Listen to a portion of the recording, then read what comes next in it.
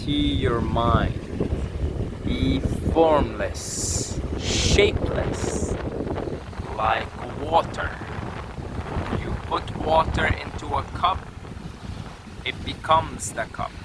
You put water into a bottle, it becomes the bottle. You put water into a teapot, it becomes the teapot. The water can flow or it can crash. The water can flow or it can crash. Be water, my friend. That's from Bruce Lee in one of the interviews that he did while he was alive. And especially the last sentence. The water can flow or it can crash. Be water, my friend. And I see the sea here, the ocean. If you come here at certain times of the day, and it really depends on the time of the year too, the tide will be low and the water will be just flowing, you know, just very easy, very calm, very swimmable. It's just flowing, you know. Like right now it's flowing, you know, it's not really crashing. And then the other day, and some of you guys have seen in the video, how I basically got caught in the middle of a storm. The water was crashing, man. It was crashing. It was a straight out crash. It was no longer flow, it was crash. That's what the water wanted to do in that particular moment, is that it wanted to crash. And it crashed, and now it's flowing. And if you come here at night, in the midnight, it's you know, kind of crashing. You know, the tide's really high and the waters are really volatile. And it's true, you could take a cup of tea and put water in it.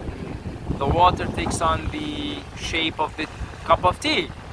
You take a pot, you put the water in it, and it takes on the shape of a pot. And it'll pretty much take on the shape of anything. And if everything is consciousness, then every element in creation is somehow representing the nature of consciousness. And water is an incredible representation of the aspect of consciousness that flows, the aspect of consciousness that is flexible, malleable, and changeable. And if you look at the nature of consciousness, the nature of the void, the nature of the isness, the Tao, the way, it's no thingness, nothingness, no thing.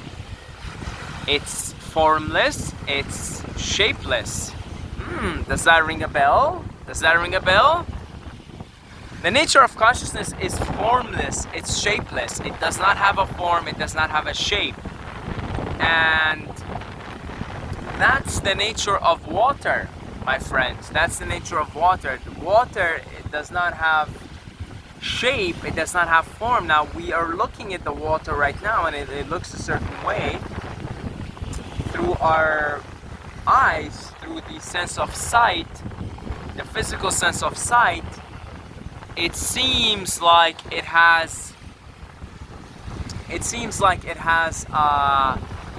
shape, but really, you know, I could take a cup of water right now, any cup really, and put the water in it, and suddenly, you know, well, the shape is changed. Now it's in the shape of a cup. Because water is shapeless, it is formless, and that is exactly what consciousness is. And that's why being immersed in the elements, the four elements, which really are all of them come from the fifth element, which is space, which is consciousness. Really. There are 5 elements: fire, water, earth,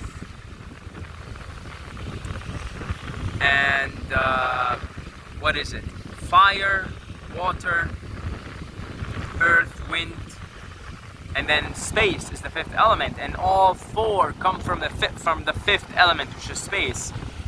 And all four elements really contain the truth of the fifth element, which is space, which is nothingness, which is the void. And water particularly takes on the shape of anything. And that's why you'll hear you'll hear, like if you start to study Vedanta, you'll hear that consciousness is nothing and everything. Well, it's because consciousness is no thing, it can be everything. It can be everything. It's no thing, so it can be everything. Because it's no thing, so it can take on any shape and any form. And that's what observing water will allow you to conclude about yourself, because everything is you. You are water, you are mountains, you are earth, you're all the elements. And what water can teach you about yourself is that you are no thing. You are shapeless, you are formless. You have no form, you have no shape. You're nobody. You're no one. You're no one. And that's why you're everyone. And that's why you're everything. Because now you can take on the vessel. So now you're a human. Because you're no thing, so you could take on the shape of a human. You can take on the form of a human. But don't get yourself, don't get caught. You know, the water doesn't get caught in the cup, doesn't identify with the cup. Because as soon as you pour the water out of the cup, it's going to take on another form, another shape. And that's what happens when you're finished with this particular round, with this particular form that is a human being,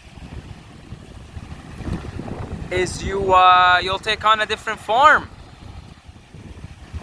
You'll take on, or you'll come back as a human. But even in the transition phase between one form of human to another form of human, you're taking on another shape. Maybe you're taking on, I don't know, you're gonna go and spend some time being an angel. If you're really high up in the game and you decide, okay, I'm gonna go be an angel now, so you go be an angel. You might go be a demon. Or you might go be a hungry ghost or something, I don't know. You take on a different shape. So, you know, when you pour the water right now is taking on the shape of a sea, an ocean, whatever that is perceivable to us. But the minute I take a cup, it takes on, it incarnates now, reincarnates as a cup. You pour the water into the sand. I mean, this sand is like a little bit wet, not really wet, but the water takes on the shape of a sand. You see? It reincarnates into the sand again. So that's the reincarnation cycle of water. It flows, it's just constantly flowing. It never stops flowing, it never stops being something. And in the same way, but then the water is very intelligent. The water is maybe probably self-realized, enlightened, very conscious. And so the water doesn't really identify with being a cup or being a sand or being anything. The water is, and it is everywhere. And in the same way, you know, don't get too caught in being a human, because you're not just human, you're everything, and you're nothing, you're nothing, you're nothingness. And our problems come from our identification with the body, with the form of a human being. That causes a lot of problems, folks, a lot of problems when we identify primarily with human as opposed with secondarily as human, and primarily as the source, the nothingness, the void that is experiencing what it's like to be a human being.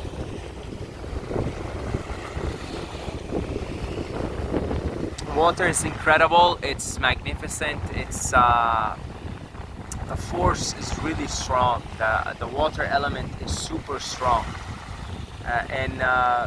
you know, the more time I spend here on the beach, the more I'm in awe of this magnificent force. Really, really powerful. I mean, take this as a human being, while you're experiencing yourself as a human being, 70% of what compromises the physical vehicle of the vehicle that you're experiencing yourself as is water. 70%. More when you're a baby. Something like 80%, 85%. Take that in. That's a lot of water. You're water, basically, practically. You're water.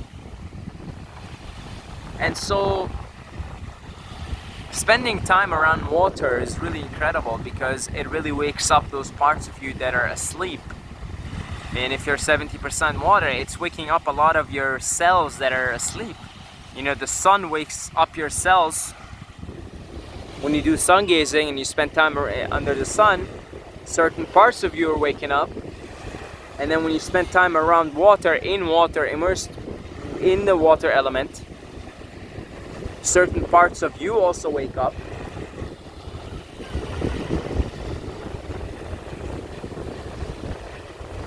Doing cold showers as opposed to Wim Hof method, two different things in my books. You're doing the same breathing pattern, deep hyperventilating type breathing, but it's not the same. If you've done Wim Hof method and you've done cold showers, you know it's not the same.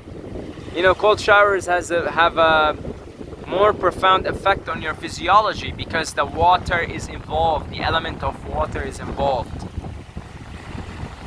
So my friends, be like water. Be formless, shapeless. Like water, you put water into a cup, it becomes the cup. You put water into a bottle, it becomes the bottle. You put water into a teapot, it becomes the teapot. The water can flow or it can crash. Be water, my friends. Thank you to our Patreons for supporting this channel, for supporting these rants. I love you guys. If you'd like to be part of the family, you could do so down below in the description. Thank you very much. Love you guys. And if you'd like to just make a one-time donation, could be like $2, $3, $100, $200 like our friend Luke. Thank you, Luke. You know, you could do a one-time donation in the PayPal down below in the description. Much love you guys, and until next time, may the force in all its manifestations, in this particular case, may the force of the water element, let it be as river, let it be as sea, let it be as your shower cap, as rain, as lakes, may it be with you.